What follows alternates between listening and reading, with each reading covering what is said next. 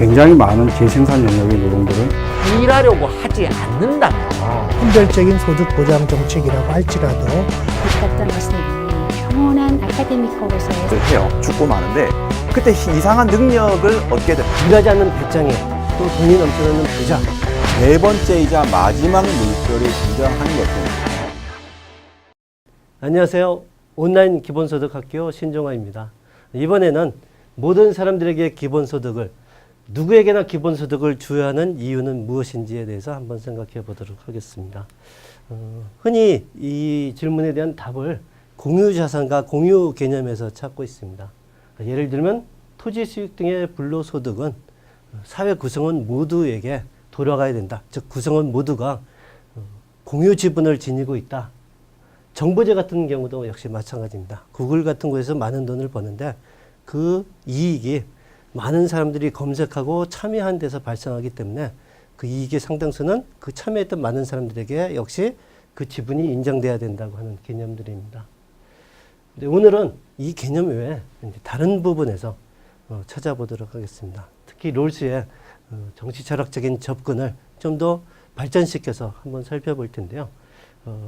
롤스는 뛰어난 재능과 노력으로 개인이 달성한 성과도 사회적 소산임을 인정해야 한다고 주장해서 전적으로 그것을 개인의 성과로 모두 몰아주기보다는 상당 부분을 사회적으로 가장 어려운 처지에 있는 사람들을 도와주는 데 써야 된다고 주장을 합니다. 물론 개인적 성과이기에 인센티브로서 커다란 몫을 그 개인에게 주는 것 또한 허용돼야 된다고 이렇게 설명을 하고 있습니다. 이렇게 보면은 공유제에 의해서 공유 지분을 갖고 있는 사회 구성원들에게 골고루 나눠줘야 된다는 그런 분배 원칙도 성립된 셈이고요. 개인의 노력에 따른 대가 또한 지불해야 된다는 성과 보상의 분배라고 하는 것도 역시 생각을 해볼 수 있고 또 장애인이라든지 하는 사람들 더 특별히 필요를 느끼는 사람들의 이런 필요를 충족하기 위한 분배 이런 것도 생각해 볼 수가 있습니다. 물론 거기에 우리가 흔히 복지국가의 분배로 알고 있는 보충성의 원리에 의한 분배라고 하는 것도 있습니다. 그게 주로 선별적 복지라고 하는 부분이 바로 이 보충성에 의한 분배에 의한 것이라고 얘기할 수 있습니다. 이 부분을 알아보기 전에 복지국가와 기본소득에 관련되어 있는 논의를 한번 생각을 해보도록 하겠습니다.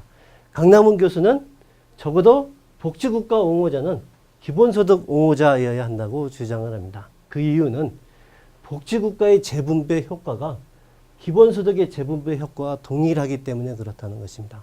따라서 기본소득 옹호자, 복지국가의 옹호자 마찬가지 재분배 효과를 거두게 된다는 것입니다. 그런데 기본소득은 선별복지의 문제, 즉 복지 함정을 치유하게 됩니다. 내가 일해서 추가소득을 거둘 경우 복지 수급자에서 자격이 탈락되기 때문에 일을 하지 않는 그런 일들이 발생하게 되죠. 이런 복지 함정을 기본소득은 해결할 수 있다는 것입니다. 복지국가라고 하는 부분을 할 때 기본소득론자들은 주로 이제 선별복지의 문제를 가지고 설명하기 때문에 보편적 복지국가의 옹호자들은 기본소득에 대해서 그리 긍정적이지 않은 평가를 하는 경우가 일반적입니다. 그런데 기본소득 옹호자들은 보편적 복지국가가 기본소득과 양립 가능할 뿐만 아니라 보완적이라고 이렇게 주장을 합니다. 보편적 복지국가, 충분한 기회 실현의 분배에 따라서 분배가 이루어지는 사회라고 제가 정의 내렸기 때문에 이렇게 썼는데요. 이제 그 문제 한번 좀 더 살펴보도록 하겠습니다. 롤스는 복지국가의 철학적 정당성, 철학적 기반을 정립한 학자로 알려져 있습니다. 그런데 이 롤스가 말년에 2001년에 타계하셨는데요. 2000년에 마지막 자신의 저술에서 복지국가의 문제를 비판하면서 그 대안으로 자산소유 민주주의라고 하는 것을 제시를 했습니다.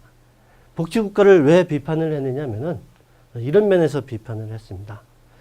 복지국가라고 하는 것도 역시 정치 엘리트들이 권력을 가지고 사회 최소 수혜자들이 누구로 할 것이냐를 결정하는 통제력을 발휘할 뿐만 아니라 사회적 실패자들이 결정된 판명된 마지막 시기에만 시혜적인 재분배를 해서 결국 나는 실패자라고 하는 것이 입증되고 스스로 받아들인 사람들에게만 굴욕적인 시혜를 주고 있기 때문에 문제가 있다라고 비판을 했습니다. 그래서 그 대안으로 자산 소유 민주주의라고 하는 것을 제시를 했습니다. 여기서는 게임의 막바지에 실패자들에게만 혜택을 주는 것이 아니라 각 게임의 첫 시기에 광범한 소유 확대를 통해서 각 참여자들이 독립성과 평등을 누리면서 서로 상호작용하고 사회적 협동에 참여할 수 있도록 하는 사회라고 이렇게 명명을 했습니다. 즉 실패자임이 판명되어야만 사후에 도와주는 것이 아니라 실패하지 않도록 사전에 도와주는 것이 더 정의롭기 때문에 복지국가라고 하는 것 대신에 자산소유 민주주의라는 것을 제시했다는 것입니다. 그런데 그 논리를 받아들이면 롤스의 정의원칙, 복지국가의 철학적 기반을 제공했던 롤스의 이론 자체도 수정 또는 추가되어야 한다고 이렇게 얘기할 수 있습니다. 롤스의 정의원칙이 평등의 원칙과 차등의 원칙으로 이루어져 있는데요.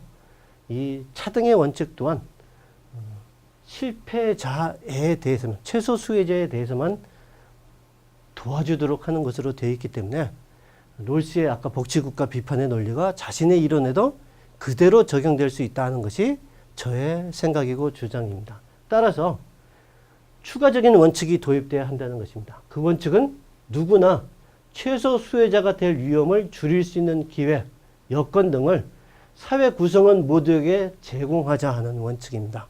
실패한 다음에 도와주는 게 아니라 실패할 때까지 기다릴 이유가 뭐가 있겠어요?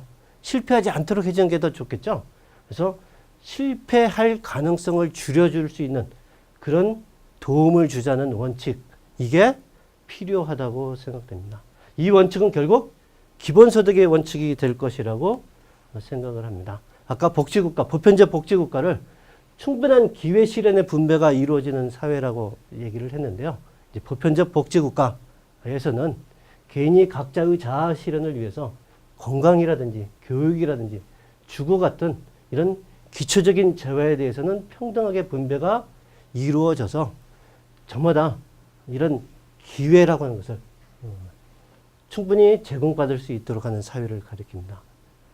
보편적 복지국가, 바람직한 사회라고 생각을 합니다.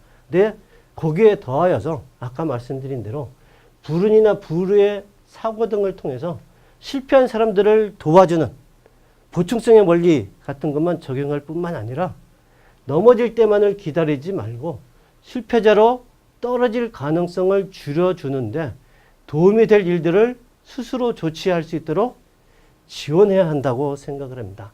이때 각자의 처지가 다르므로 무엇이 그 가능성을 줄여주는 조치로 적합한지는 스스로 판단하도록 하는 게 더 좋기 때문에 현금을 정기적으로 지급하는 것이 그 가장 적절한 수단이라고 생각을 합니다. 따라서 모든 사람이 충분한 기회를 갖도록 하기 위해서 자기 실현, 자아 실현, 성공 또는 그 어떤 것이든 충분한 기회를 갖도록 하기 위해서 보편적 복지국가의 실현과 더불어 모두에게 기본소득을 제공해야 한다. 이렇게 말할 수 있다는 것입니다. 이 논의 좀 더 자세한 내용은 제가 쓴 글에 나와 있으니까 참조하시도록 하시고요. 오늘은 이 정도로 마치도록 하겠습니다. 감사합니다.